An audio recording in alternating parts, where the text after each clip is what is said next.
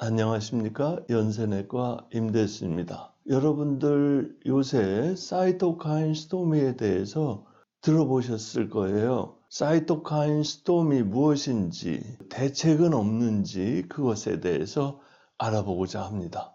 이 코로나 바이러스 19, 이 바이러스에 감염이 되면 젊은 사람도 죽고 나이 든 사람도 돌아가시고 그러는데 이 사이토카인 스톰 때문에 걸려서 죽었다고 그래요. 그래서 어떻게 하면 살아남는지 한번 말씀드리고 싶어요.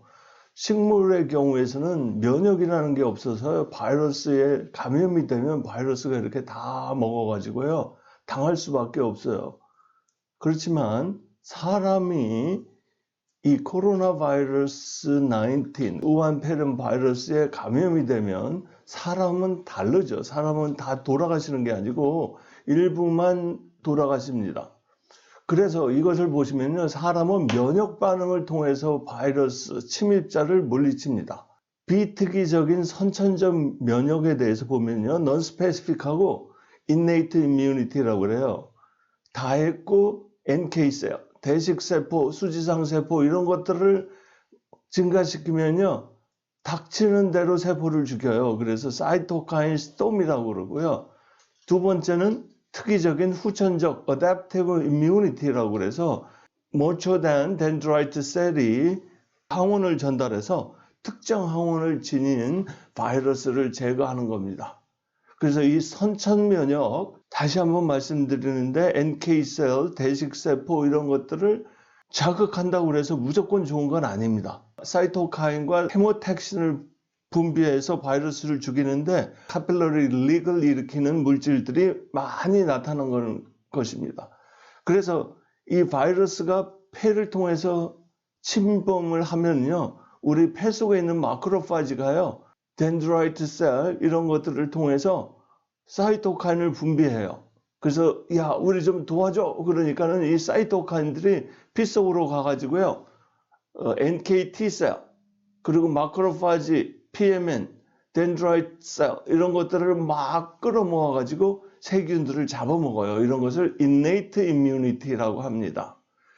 그래서 innate immunity가 발달하게 되면 어떻게 되느냐? 열이 나죠. 그러면서 막 기침도 하고 가슴이 답답해져요. 그 다음에 그레이드 2 하면은 혈압이 떨어져요. 그래서 막 산소를 흡입해야 되고 폐가 상하게 됩니다. 그래서 그레이드 3 정도의 사이토카인 스톰이 되면은 샥이 일어나고 산소가 40% 이상의 산소가 필요하고 간 기능도 나빠지고요. 네 번째 단계에 들어가면 인공호흡기를 달아야 되고 그 장기들이 파손이 돼요. 그래서 코비드-19 시신 29명을 부검했는데요. 이 중국이 며칠 전에 발표를 했어요. 이 시신들을 보니까 폐가 다 굳어버렸고 폐에 염증이 심하고 삼출 현상이 있고 혈전괴사 출혈이 됐다. 이 폐포 속에 아직도 바이러스가 존재한다. innate immunity 가지고는 바이러스를 못 죽인다. 면역 시스템이 손상이 돼서 비장이 조그매지고 임파샘들이 면역세포가 감소하고 피 속에 백혈구와 임파구가 감소되었고 폐뿐만 아니라 심장, 간장, 신장이 혈전, 출혈, 괴사가 있다. 결론, 어떻게 하면 우리가 면역력을 높여서 이런 것들을 예방할까라고 발표했습니다.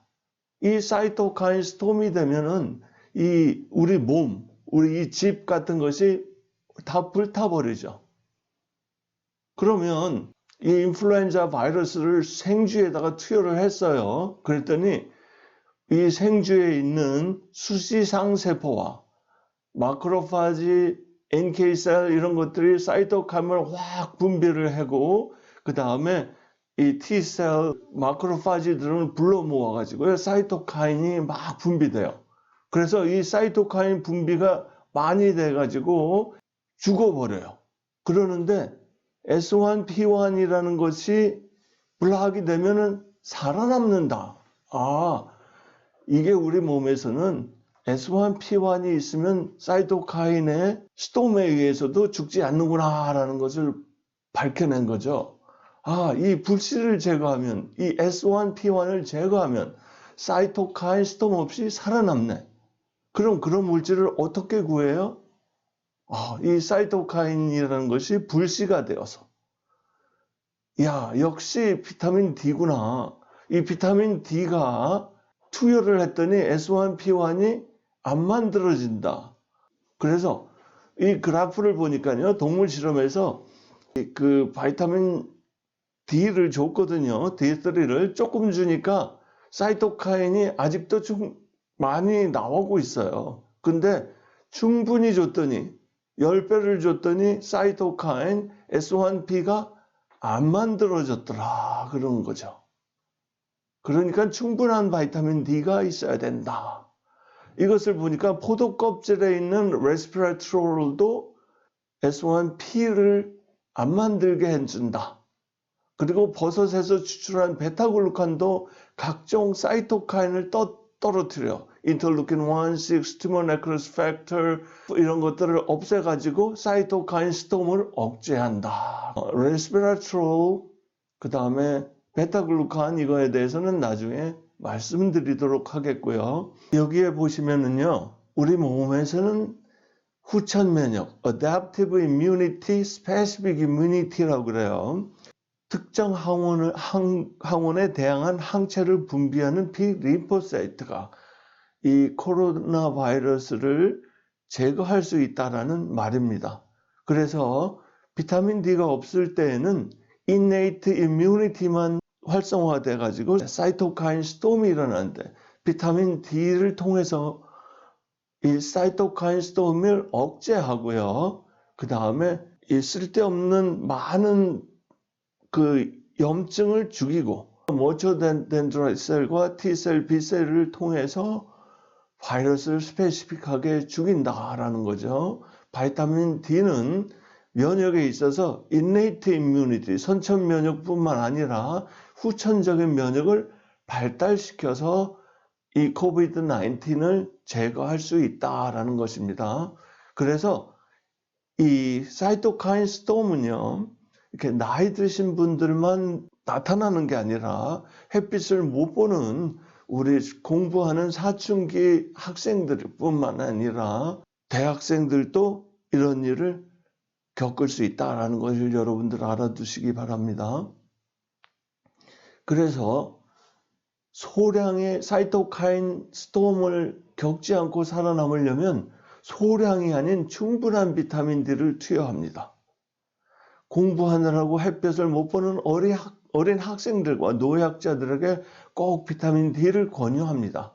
여러분들 정상 비타민 D의 혈중 레벨은 정상은 30이 아니고 30에서 100입니다. 충분한 바이타민 D를 보충해 주시기 바랍니다. 그리고 또한 각종 사이토카인을 억제하는 자연식품인 레스베라트롤, 베타글루칸들을 통해서 여러분들의 면역을 활성화시켜 주십시오.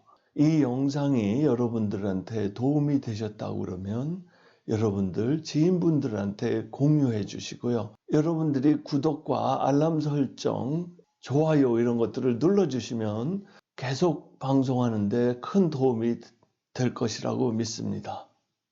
감사합니다. 알았어요. 아이고.